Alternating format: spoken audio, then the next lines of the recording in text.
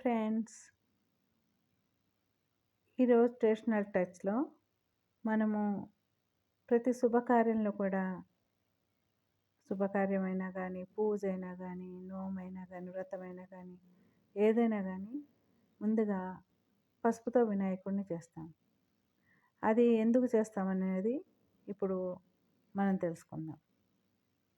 ఆది పూజ్యో గణాధిపః అన్నట్లుగా సమస్త కార్యములు నిర్విఘ్నంగా జరుగుటకై ముందుగా విఘ్నేశ్వరుని పూజించాలి.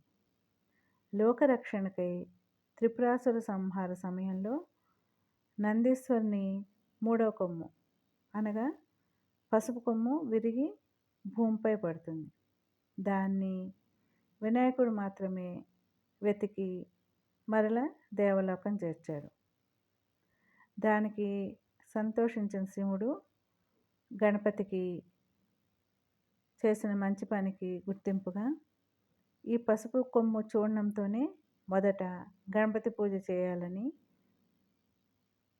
అంతేగాక ప్రతి కార్యమునందు పసుపు వాడుట మంగళప్రదమని విధి ఏర్పరిచి గణపతికి ఆ విధంగా ప్రథమ స్థానం ఇచ్చారు. అందువలన మనము ప్రతి పూజకి ముందు, వ్రతానికి ముందు, ప్రతి శుభకార్యానికి ముందు కూడా గణపతిని ఇలా పసుపు రూపంలో ఏర్పాటు చేసుకొని ఆరాధిస్తాం. ఇది ఈరోజు ట్రెడిషనల్ టచ్‌లో మీకు తెలియజేస్తున్నాను.